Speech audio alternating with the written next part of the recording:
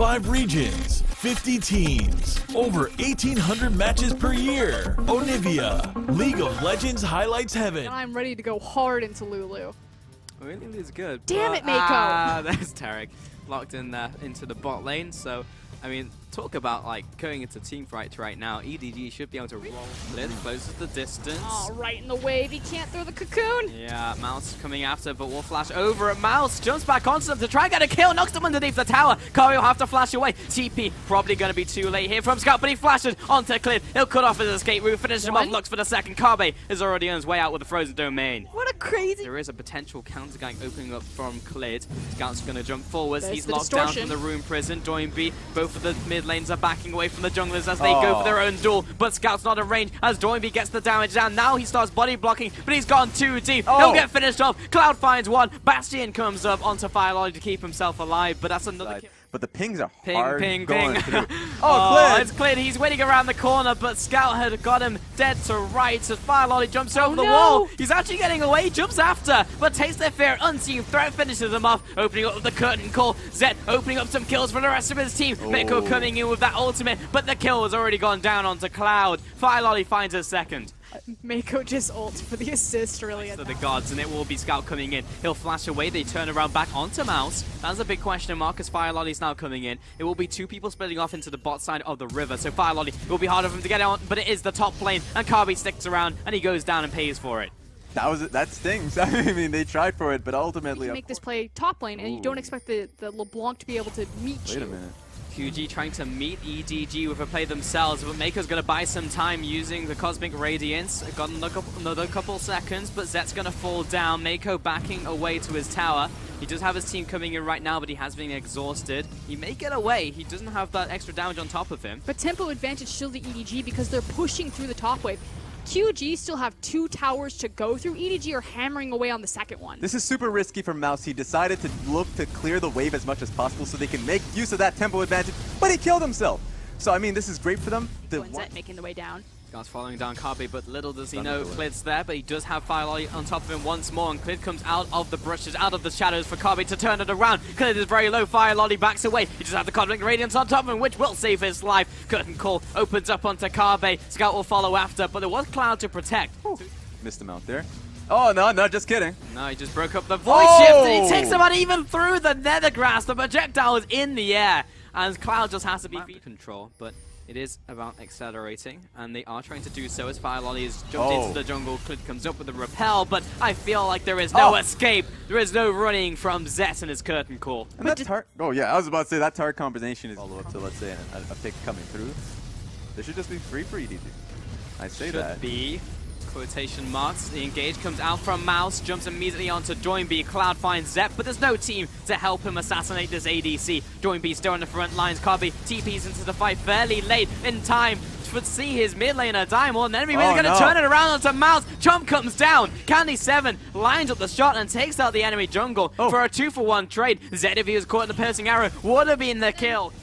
Mouse wants him, but he's snared up. They turn their attention on towards him. He's taking so much damage, and Mako gets a big Cosmic Radiance, allowing EDG to turn the tides of the battle. There is a back away from QG. Meanwhile, Doinby under so much assault from the curtain call. That's 1, that's 2 kills over to EDG, whilst Cloud gets chased down. Scout was looking for a Mako low himself, and EDG back away. Game-changing ultimate from Mako right now, just starting to come down from QG. Mako absorbs all of it with that ult. I mean, here we go again, EDG are just on it, but the smite comes down early. It's going to go over to Firelolly before they turn their attention onto QG. They get the instant pop down onto Candy7. Firelolly trading off against Karbi. He finds 1 in return. That's a 1-for-2 trade. Actually going the way of QG. EDG need to start thinking about damage control. Flash over the wall from Mouse. He'll get knocked over to the wall from that pillar. Karbi cannot complete the chase, but Scout caught maybe by joining. Overall, that's a big win for EDG. I mean, you talk about Firelolly versus Clear11. You know, who's the better performer for EDG? One thing that can be said for Firelolly is that he's consistently hitting these key smites. So Scout just killed someone off into the side. I mean, it's shot calling, but I mean, Firelolly is still having a standout performance. So I hold my breath for a second as Doinby just get locked up by Mako. I mean, he's completely done for.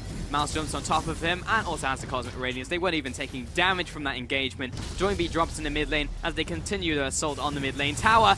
Oh. Scout jumps in, but takes a big piercing arrow in return. Fire Lolly, they don't want to jump onto him just yet. Scout jumps in, gets the combo down. Kabi still following off these carries. The flash on Cloud. He jumps after Scout, but he does QSS out of it. He's still taken down from nowhere from Candy 7. Another tempo has switched over to QG. Mouse is under attack, and he may be sacrificing himself. Burning so quickly, though. There's still 3,000 left on it. There's a jump over the wall from Cleared. It will be secured by Candy 7. Kabe goes into the pit. I'm not entirely sure that was necessary because he'll lose not only his life but his Guardian Angel, and Clid also sacrificed himself for the cause, and this could be a conversion into Baron now from EDG. At first it didn't look too good because Clid wasn't able to get it, but that's a lot of damage coming out. QG have one option, and it's to fight this Baron, but it's burning so quickly. 3v5 could be disastrous. They lose 3 people here. They have missed match. All in on this tower, but at the same time the Elder Dragon was very, very close to coming back up. Now it's completely off. This is the tower, or at least the time for them to go in. This is the go button. Yeah, they are pulling the trigger. Nice arrow coming in from Candy 7, but it's not going to be enough for now because the support bites the dust, and the rest of EDG, all that healing, all of the ultimates thrown on top of that means an inhib and a second one in the top lane sure to follow. Yes, at least. Oh, wait. There we QG go. have recognized this. They were thinking about going in, but Candy 7 is so low on mana, there's so little he can offer. Kabe will be going down into his Guardian Angel. Mouse back into this fight. Joyby getting shredded by Fire Lolly and Mouse. Clid, meanwhile, also just becomes a reset for Fire Lolly. Kabe zones the back line, but his team is nowhere to be seen. 2-0 so far for the EG lineup, and it's just a matter of signing the paperwork, dotting the I's, crossing the T's, and Mouse is just sitting in front of Cloud. Look at the damage out from Zed, and it will just clean up this game. There's nothing that QG can do from here on out, and EDG will take away these Nexus towers. 18-9, 43 minutes on the clock, and they will close this out to a 2-0 over QG. And there we go, definitively able to take it out going into IEM. Great from EDG. And they defeat both iterations of QG. So they beat them with their new jungler, they came back, they beat them with Clid, and EDG looking much better from their slump last week and proving that they're still a contender in Group B. It's nice to see from them. It was Thank you guys for watching. If you disliked this video, hit that button. If you liked it, hit the like button and subscribe.